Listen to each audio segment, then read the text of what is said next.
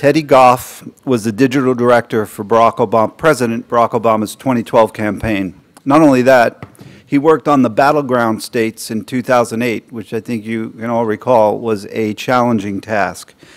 He oversaw over 200 people nationwide who collectively raised more than $690 million, registered more than 1 million voters online, built Facebook and Twitter followings of more than 45 and 33 million people, respectively, generated more than 133 million video views, ran the largest online advertising program in political history, built groundbreaking tools for online fundraising and campaigning, and he organized hundreds of thousands of volunteers and events through their proprietary organizing platform, Dashboard.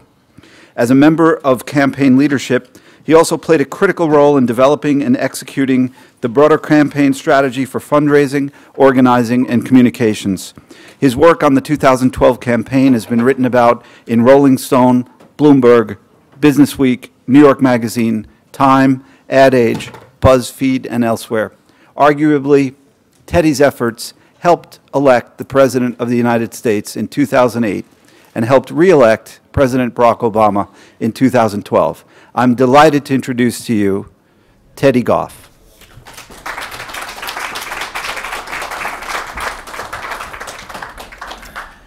Thank you. Oh, are we on?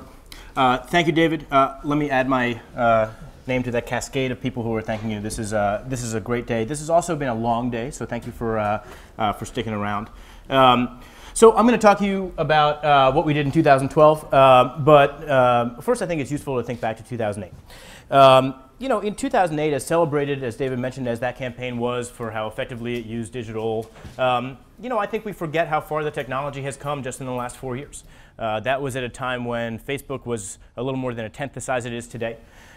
Twitter was really virtually non-existent. I mean, if you'd used the word Twitter in the same sentence as you use the word strategy, you would have been laughed at. And even the smartphone, you know, as sort of impossible as it is to remember a time when you couldn't check your email every 5 minutes, you know, the smartphone was just being invented. The iPhone was released during the summer of 2007. The president was already running. And so all these things are really, really new. And you know what the rise of those technologies meant for us as a campaign, I think, was not just that we had to learn how to do a lot more stuff, and all of you are in the business and you also have to know how to do a lot more stuff now. It means that the relationship between people and the candidates they support, the brands they support, the campaigns they care about, is fundamentally changed. If in 2008 we had been not local enough, not timely enough, we'd struck the wrong tone, that wouldn't have been good. People might have clicked away. This time around they could click away and then tweet about why they lost confidence in the president. And so they have a fundamentally different set of expectations and a fundamentally different set of powers. And they can use that power to hurt or help a brand. Now, I think it's also, though, we're talking about what has not changed. And one of the things that has not changed for us is the goals that we have. We were trying to recruit volunteers, register voters, persuade people, turn them out, and raise money to do those 4 things. And that was it. We didn't have goals for how many apps we could get people to download. We didn't have Twitter or Facebook growth goals. We were not trying to get earned media about how innovative we were. We were trying to do the exact same things we were trying to do 4 years ago, exact same things we were trying to do 40 years ago if I'd been working on a campaign back then. The other thing I think hasn't changed, and I think we forget how much it has not changed, is human nature. People have not changed. And so their lives are a little busier. They have a lot more devices. All of you are looking at them now, so I know how many devices you have. You know, but fundamentally, our belief was, and I'll talk about this, people want the exact same things they've always wanted. They want to be inspired. They want to have connections. They want to have friends who like them. They want to be able to read and watch and do interesting stuff. And you know, and there's a few more things, but that's sort of it.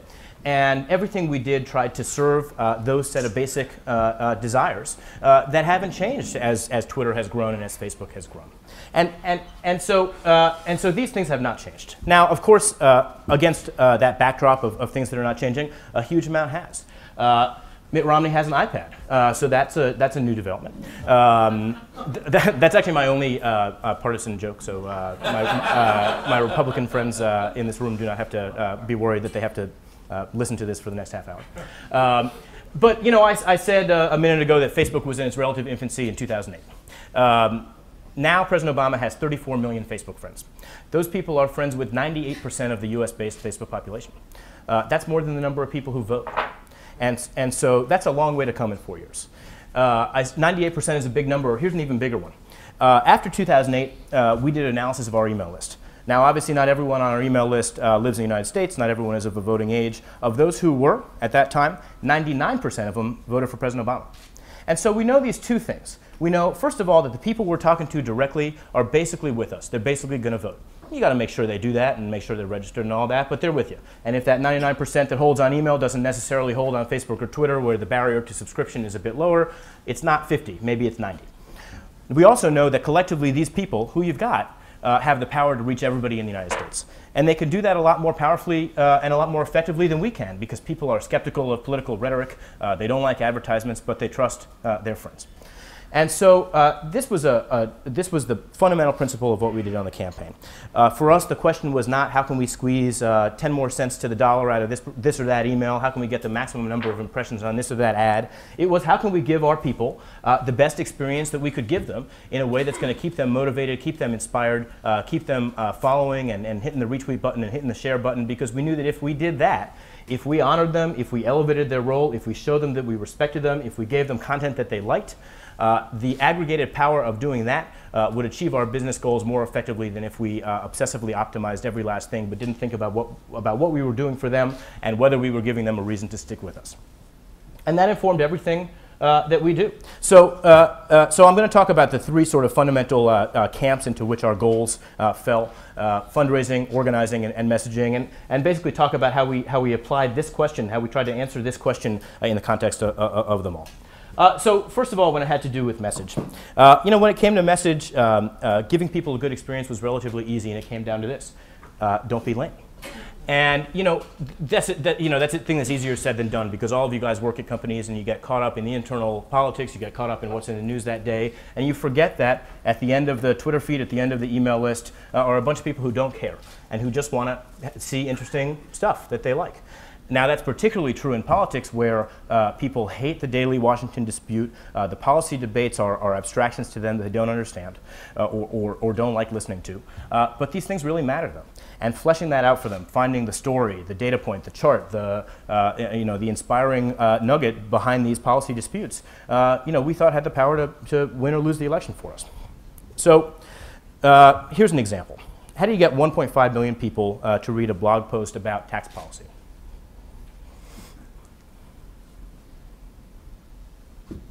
We believed during the campaign that Mitt Romney's tax plan didn't add up.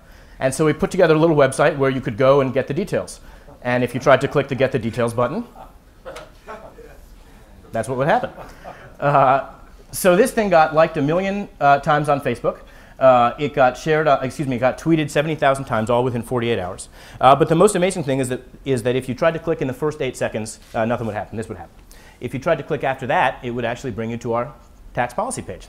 And so 1.5 million people clicked through to the tax policy page, presumably because they were trying to click the button and just stayed there trying. But they stuck on they stuck around and read the blog post.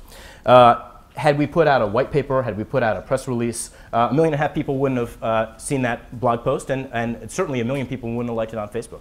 What I love about this example is this is a case where we weren't just trying to take a kind of content that existed before, take a press release and find the prettiest way we could put it on the internet. This is content, a type of content that couldn't possibly have existed before there was an internet. And because it was funny, because it was shareable, we made the policy point we wanted to make, but we gave people an experience they liked and they rewarded us for it.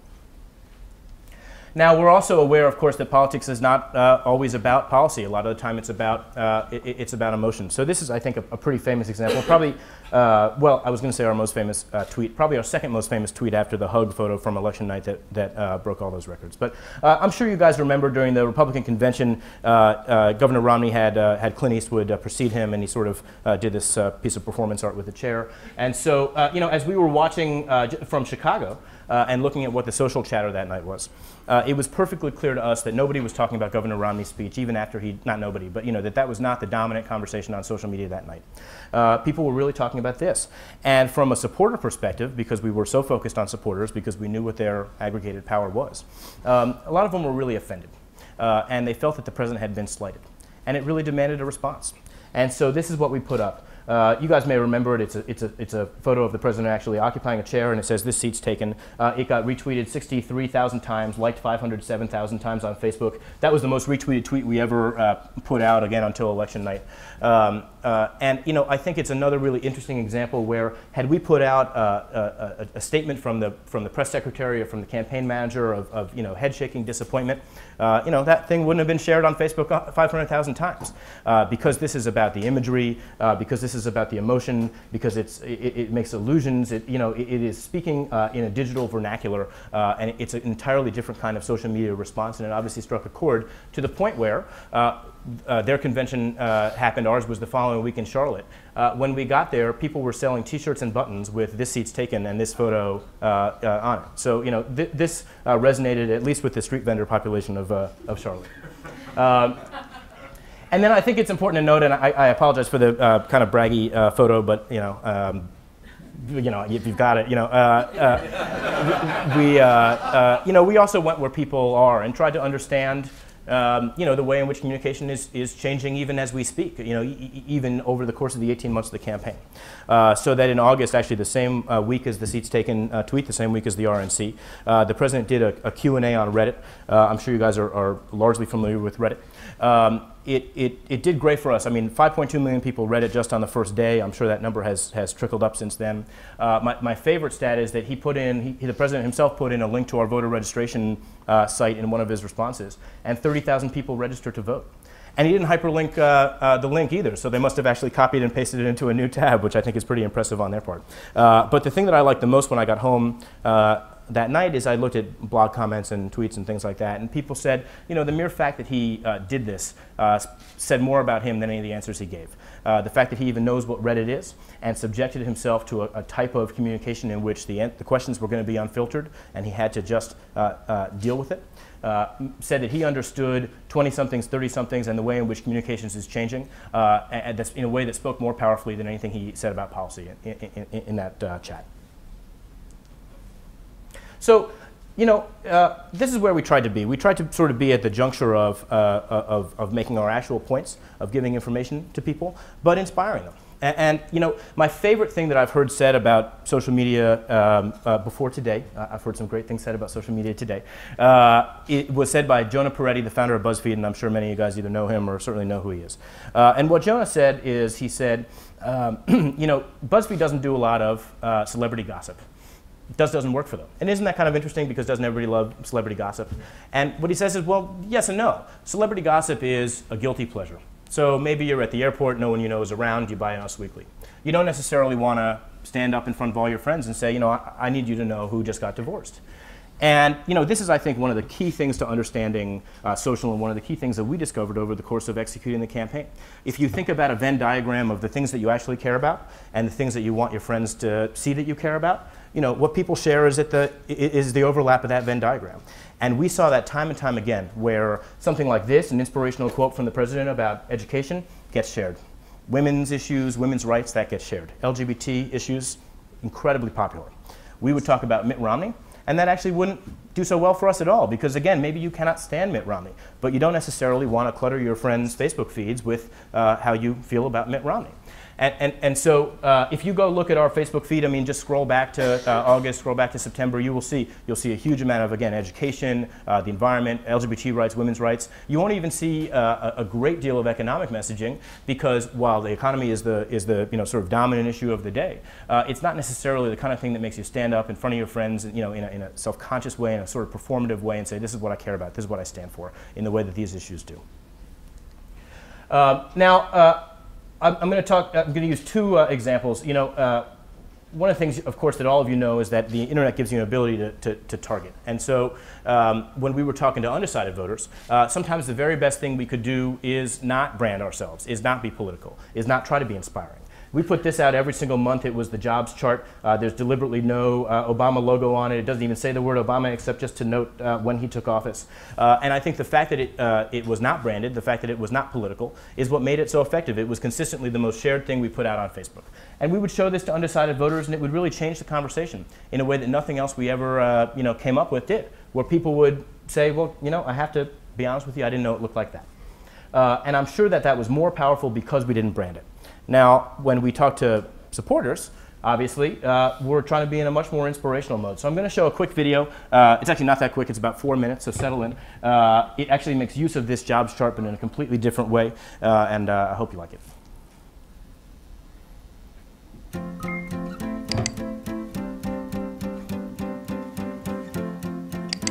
I stand before you today to announce my candidacy for President of the United States of America. And standing up with courage, they somehow managed to change the world. Yes, we can. Barack Obama has won the Iowa caucuses. You have done what the cynics said we couldn't do. He's the first candidate we've ever seen who had an organization that brought together the internet and community organizing. He makes me care, and he makes me want to get up and go and do something with my life. The next Vice President, Joe Biden. I move Senator Barack Obama be selected by this convention as the nominee of the Democratic Party for President of the United States. I accept your nomination for presidency of the United States. A small-town mayor is sort of like a community organizer, except that you have actual responsibilities.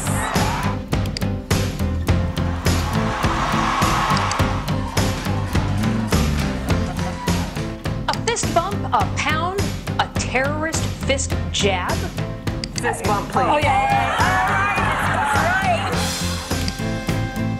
First shot, straight through. That's how you perform under pressure. After a hard-fought battle, it all boils down to today.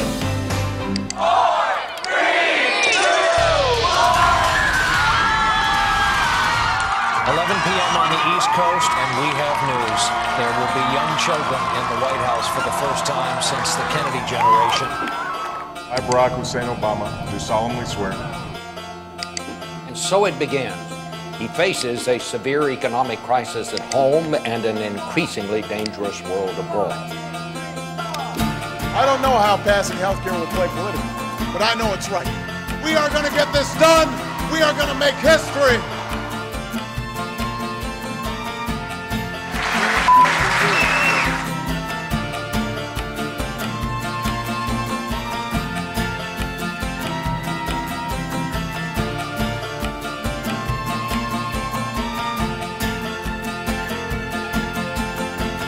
The most persistent fly I've ever seen.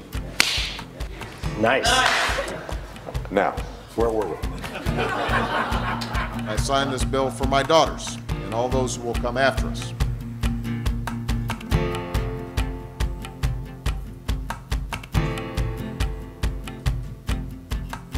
So in love.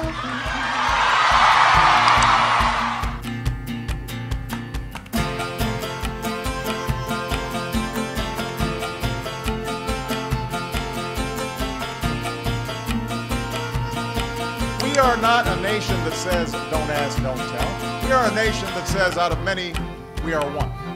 This is done. The United States has conducted an operation that killed Osama bin Laden, the leader of Al-Qaeda. One of the first decisions that I made as president was to save the U.S. auto industry from collapse. I am sending this Congress a plan called the American Jobs Act. You should pass this jobs plan right away. This is a make or break moment for the middle class and for all those who are fighting to get into the middle class. Welcome home. Welcome home. If you stick with me, we're going to finish what we started in 2008. America, we have come so far.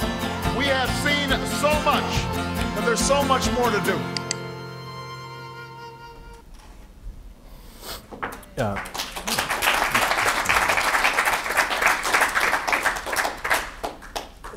You know, the reality is that's probably my favorite video we ever did. So there's a lot of things that I personally like about that. But I think the thing that's worth noting is that the very concept of it sort of serves to elevate and honor the supporter.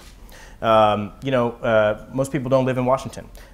They haven't been present for these debates. They don't watch C-SPAN. And so their experience of the Obama journey has been lived out through videos, through emails, on Facebook, on Twitter. And the concept of this video shows the centrality of that person to that experience.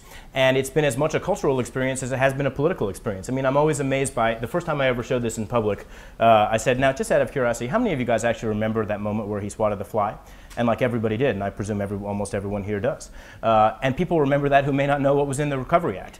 You know, but these have been shared experiences that, particularly for the people we were talking to, that supporters have lived on Facebook and on Twitter, and making them a central part of the story and showing how they fit into it, fit into the accomplishments, is what we were trying to achieve. Now, on the complete opposite side of the spectrum, in many ways, we were, of course, trying to raise a lot of money. And as I'm sure it is for you guys in your job, this is the most scrutinized, the most tested part of what we did, a place where we applied more sort of analytical rigor than anything else. So I want to talk about that in a second. But first, I want to talk about the artistry that we tried to bring, even as we then tried to optimize everywhere that we could.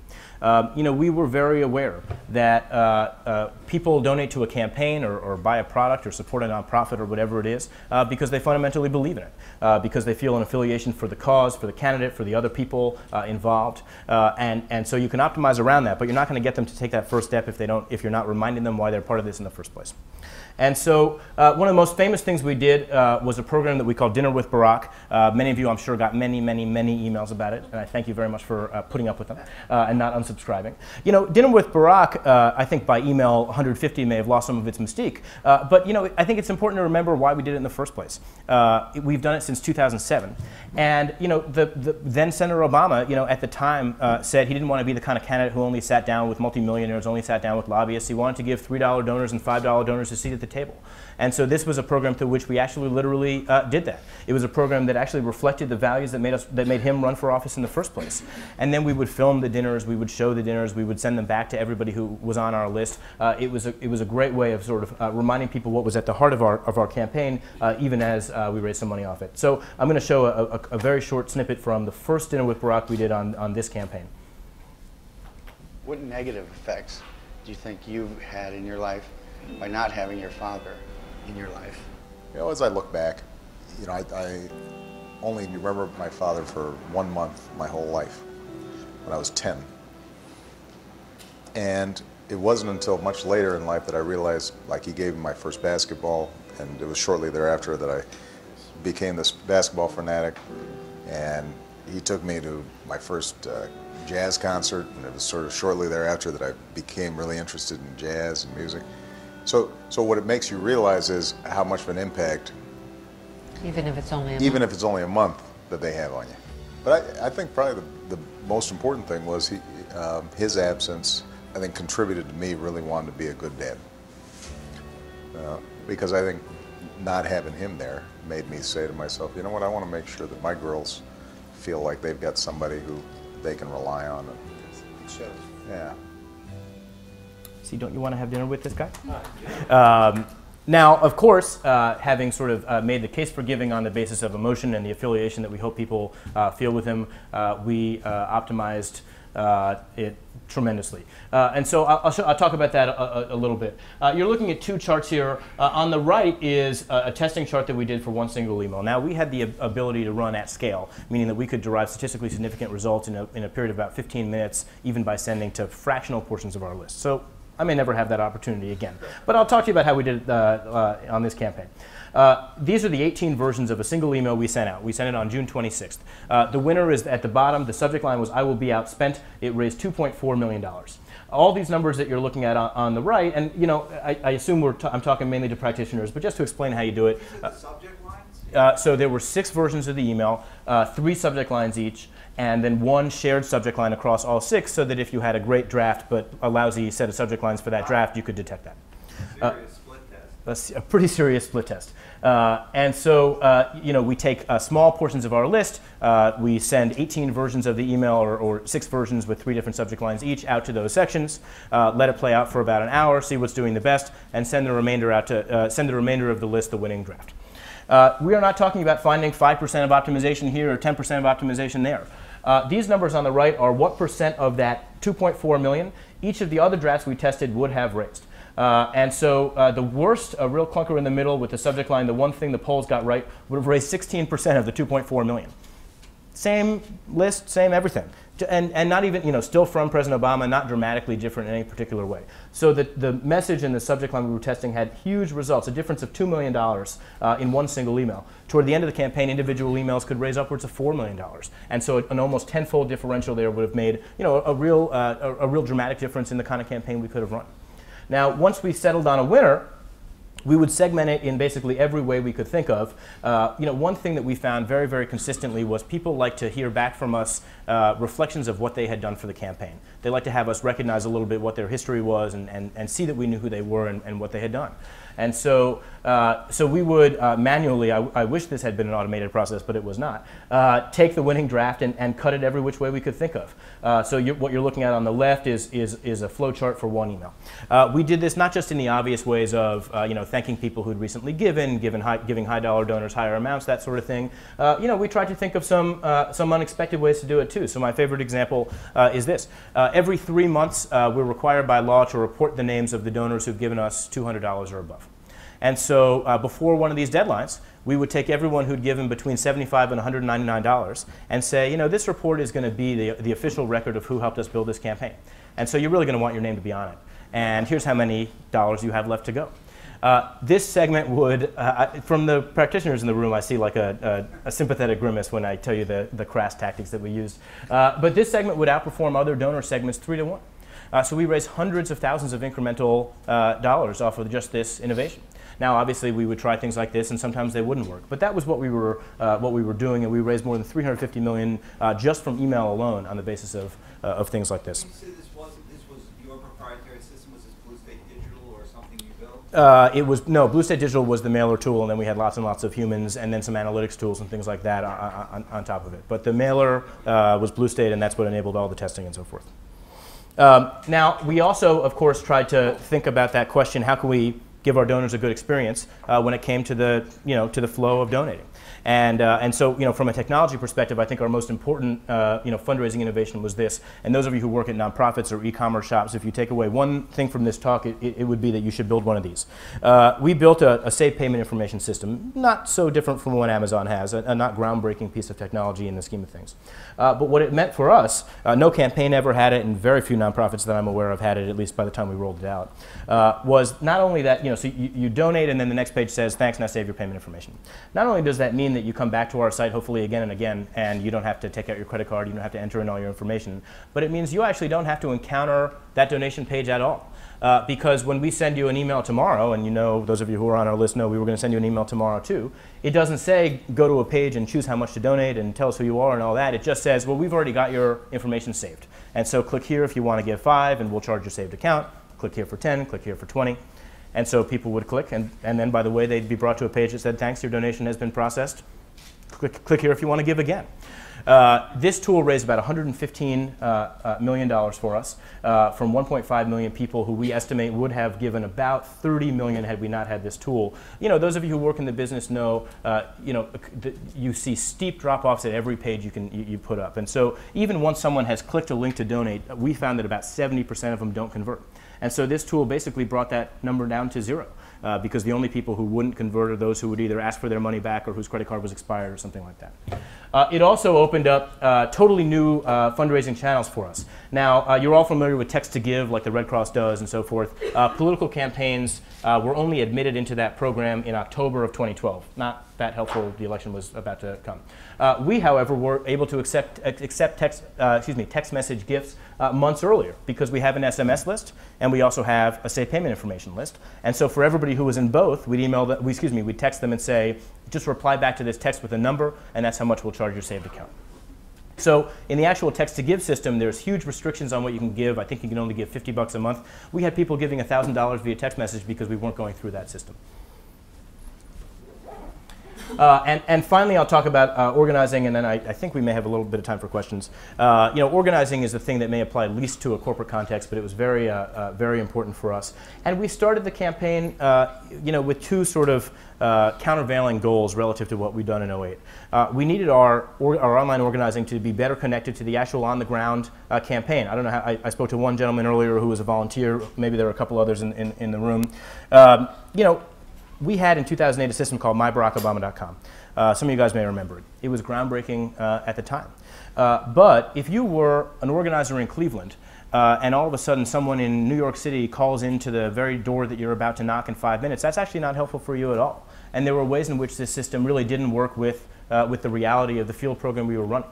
So we needed to try to eliminate that divide and basically create an online organizing experience that was effectively the same as what you could have if you went into a field office.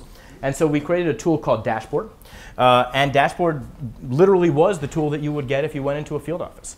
These data problems that we had in 2008 were eliminated, so that if you are in New York, instead of asking you to call Cleveland in the first place, it would ask you to call New Hampshire, which is the turf that New Yorkers are supposed to call. If you check out 10 names and you're calling through these 10 names, and 5 minutes later someone walks into a field office in New Hampshire and says, I want to make some calls, those 10 people are unavailable to you. The data syncages were real time, and the tools were exactly the same. Now, obviously, we didn't just want to coordinate with the on-the-ground field organization better than we had in 08. We also wanted to take advantage of the advancements in social technology that had happened since 2008. So that was our other goal.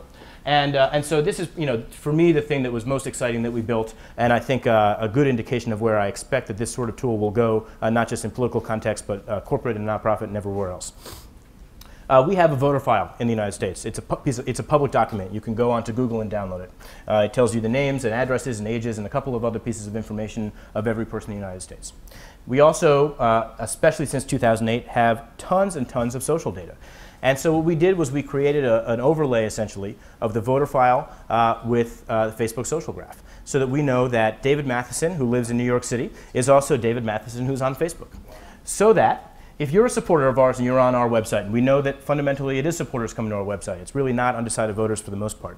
If you're watching a video, we could say, don't just share this video on Facebook, don't just post it to your wall. Here are your 10 friends who we think are undecided voters, and we've stacked them in order of priority states, so we put the Colorado and the Florida and the Virginia and the Ohio people up top. So share it with them first. And we could do it in a sort of a content agnostic way, so that if it was a persuasive piece of content, we would say, here are your undecided friends. If it was something that told you how to register or inspired you to register, we'd say, here are your friends who we think are unregistered. Share it with them first. We contacted 5 million people this way, a total of 7 million times just in the last 4 days of the campaign. And what I think is really striking is we have on campaigns a thing called GOTV universes. GOTV stands for Get Out the Vote. Your Get Out the Vote universe is everyone you think does support your candidate, but doesn't always vote. So the most important people you can possibly contact right at the end, because they're going to vote for your guy if you get them out. Of our GOTV targets 18 to 29, half of them can't be reached by phone. Their phone number is not in the voter file. This is a new problem. 10 years ago, they did have a phone number in the voter file, but now they have mobile. And that number is only going up over time. Of that half, 85% of them were a friend of Barack Obama on Facebook. So not only do we think this is a pretty powerful way to reach people because you're reaching them via friends, but it's actually the only way to reach people and the specific people we need to reach. So this is something that we built. I wish we'd had more time to build it. I frankly wish we'd made it even cooler than it was, but it was pretty cool. And I expect that all kinds of nonprofits and campaigns and corporations are going to think about ways to overlay social with either consumer databases or the voter file or whatever it is that they're working with. So this is about as far as we were able to get technology-wise on this campaign. The question that I often get is, so where are we going next? The reality is I don't know. And is Facebook going to be ascendant in 4 years? Is it going to be Twitter? Is it going to be Snapchat? Is it going to be something none of us in this room has heard of? I don't really know. I do know, though, that the rise of these technologies in the past 5 years, the past 10, has been going in a very consistent direction. It's been giving people more tools, more resources, more access to information, more ways to connect to people, a better, richer, more empowered life. And I don't expect that'll change. And so coming back to that first question I asked, the answer to that question, how are you going to give your people a good experience today, is going to change. And I'm sure some social media company is going to come up next year that we can't anticipate. But the question is not. Every organization is going to be increasingly at the mercy of ordinary people connecting with their friends, talking about what they like, talking about what they don't, and wanting to have a good experience. And they're going to leave if they're not provided one. So, you know, I think that's a marketing challenge, but I think more than that, it's really a business challenge and a product challenge. It means not just that people need to write better tweets and have a better advertising strategy, though it means that too. It means people have to do better work. And that's one of the reasons I think we work in the most exciting field there is to work in today. I will leave it at that and hopefully take a couple questions.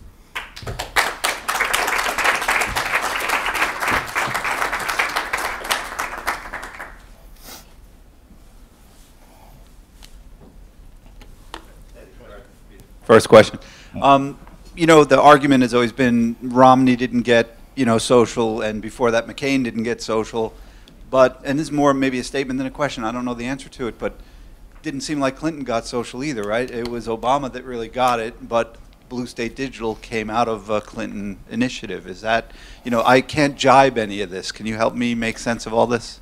Well, you're not going to catch me speaking ill of the former Secretary of State, so I won't. But I will say, you know, I don't think that the problem that Governor Romney or that Senator McCain had in terms of social was, you know, that our guys were smarter than their guys.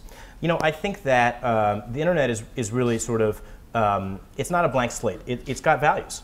And the social part of the internet especially has values. And it's motivated by and animated by certain kinds of things like openness, transparency, authenticity, a genuine belief in empowering people. And those just happen to be the values that the president holds. And he held them long before there was an internet. I mean, you know, he's the guy who was a community organizer in his youth. And all of a sudden this technology sort of rises around him and helps propel him to the presidency. This technology that does exactly what I think he dreamed about when he was 25 and in Chicago. And so to me, that's the fundamental problem. And by the way, you know, Democrats don't have a monopoly on thinking, on believing that stuff, and we don't always execute on them perfectly either. But for as long as there is a bit of an imbalance there, you know, I don't think that, you know, I said the other day, if the Romney campaign had dashboard, I don't think it would have done as much work for them as it did for us, because on a fundamental level, they didn't care as much as we did about empowering individuals. For as long as there is an imbalance between the two parties in believing in that stuff, and I mean in a real way, I expect that there will be a bit of an imbalance in outcomes for them as well. But things can change very quickly. So that does not mean, I know I'm speaking not just to a Democratic crowd, but that does not mean the Democrats are assured of victory in 2016. Parties that are feeling the heat and need to change can change like that. I just wanted to ask where you got inspiration, if you step outside the political sphere, and it can be even inspiration you have today where you wish you could have done something. When you look at how cool, maybe it could be what other companies are doing, it could be political campaigns outside this country, but I'm curious sort of just generally when you've looked at the landscape, what you found to sort of be something that almost you might use for the next campaign. Well, I personally will not be working on the next campaign, so I hope whoever does that has more intestinal fortitude than I do at this point. But you know, we looked everywhere, and you know, part of that came even just in terms of hiring. About 95% of our team had never worked on a political effort before, so they came from startups, they came from agencies, some of them came right out of school, they came from all over, and so you know, we weren't looking for inspiration you know, for a Senate campaign or whatever for inspiration.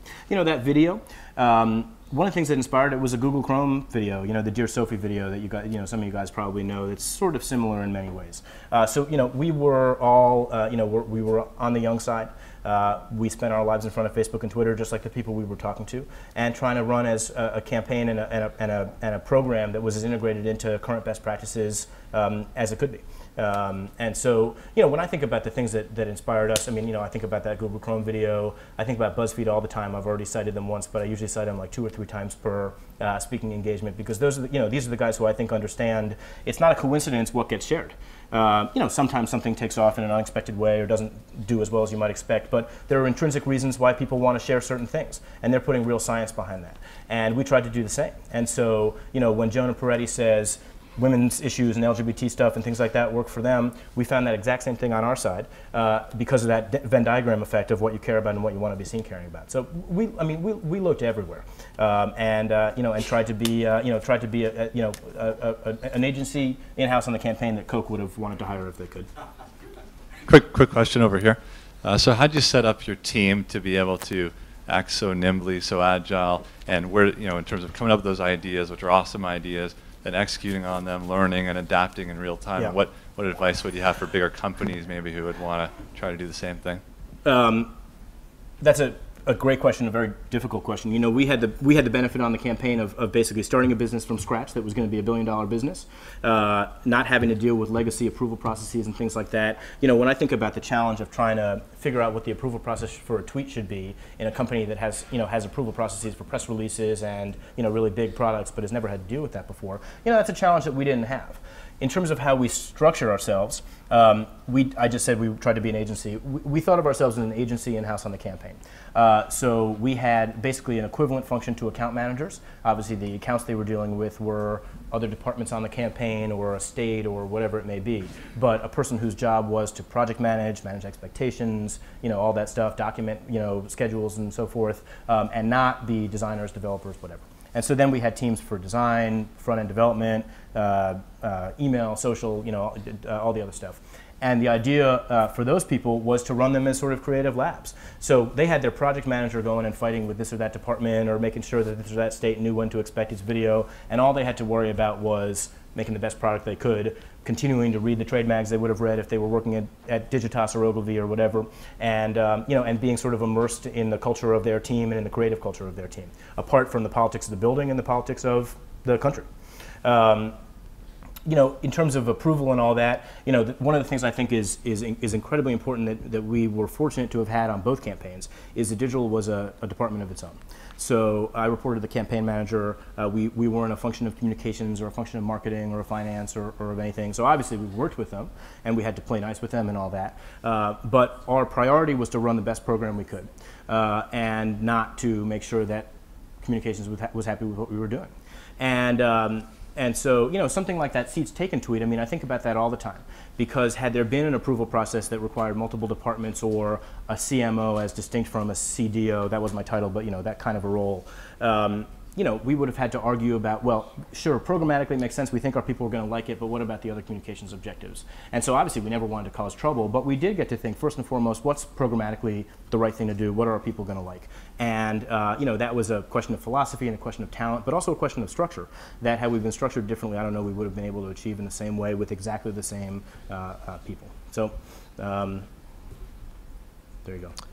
Robert, can I ask, to what extent did you arrive at the internet audience with a built-in advantage demographically? Given the internet user probably better reflected Obama's demographic natural following. Maybe to a degree. And how much did you target to? What, sorry? How much did you target demographic? Oh gosh, we this presentation doesn't talk a lot about the online ad side of what we did, but we also ran $115 million in online media, so we did a lot of targeting as well as segmentation and so forth within our list. Look, I think obviously, to the extent the internet skews young and young people may skew democratic, we had a bit of an advantage. But almost everybody is on the internet. Increasingly, almost everybody is on social. And look at what happened in 2010, where the Tea Party was to a large degree driven by sort of internet activism. And I have lots of theories as to why that happened in the way that it did.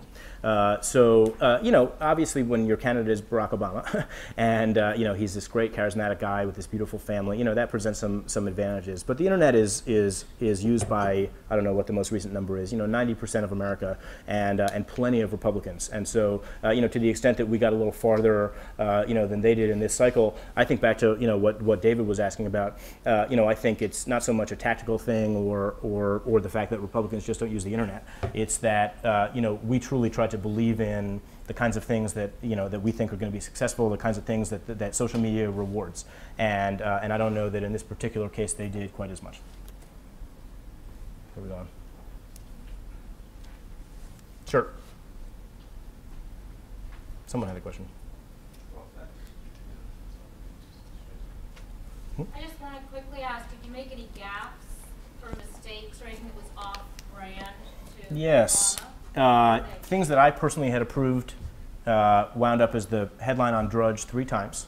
Those are my 3 worst days on the campaign. What were they? Oh gosh, one was, I'm trying to think of what's the most interesting story to tell. One was in the second debate, Governor Romney made a little bit of a geographical gaffe. He made a statement about Iran being landlocked, and that's not true. And so we put up a Tumblr post that showed Governor Romney in a dunce cap, where the dunce was a rolled up map. And so that may have, in retrospect, that may have been farther than we should have gone. But that night, boy, were we fired up. So, that went on our Tumblr. And the crazy thing was, it didn't show up on Drudge till like 8 days later. And so someone comes running down to my office and says, what is this? And I say, my God, that was from 8 days ago. At the time, you would have got the reference. Now it just looks like we're making a totally inappropriate attack on Governor Romney. So yeah, from time to time. But not to a huge degree. We had approval processes that I think were pretty fail-safe, not 100% fail-safe, but pretty fail-safe. And also everything we did derived from a shared understanding of brand. And so, we knew perfectly well what President Obama stood for, what he didn't stand for, that he's not about the kind of petty political attacks that on that particular occasion we unfortunately made. And so, people didn't even typically propose things that would have been off-brand because they're so steeped in, the sort of brand culture of our campaign.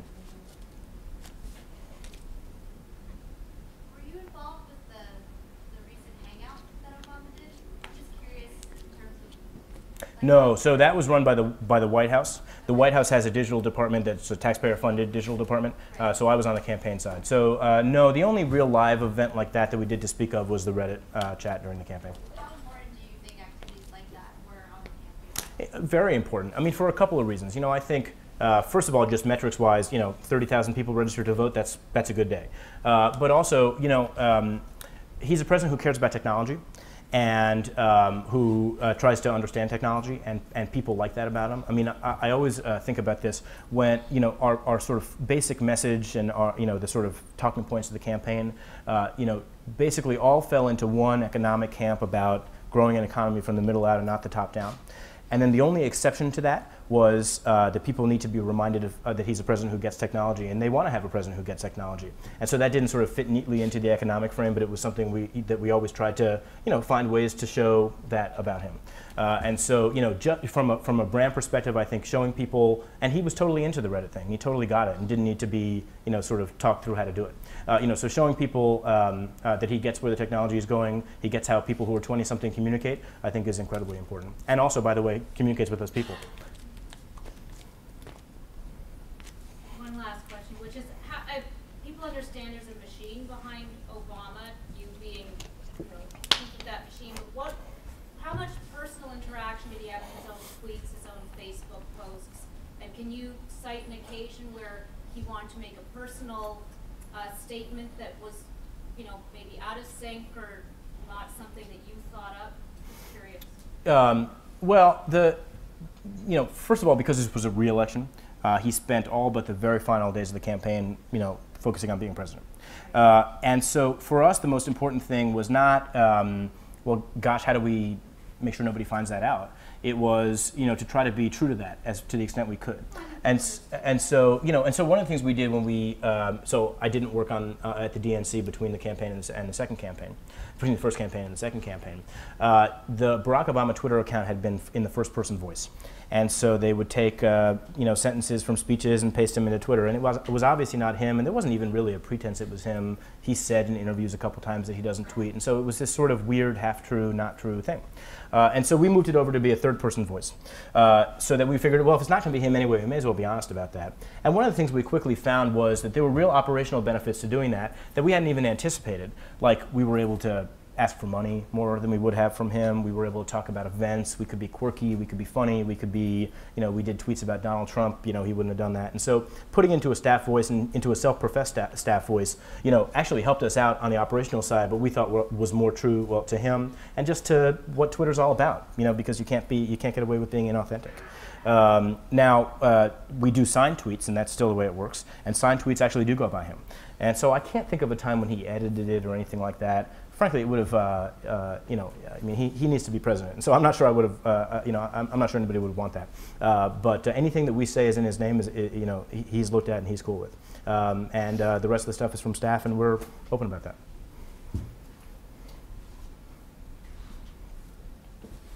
Fabulous. Ladies and gentlemen, thank you.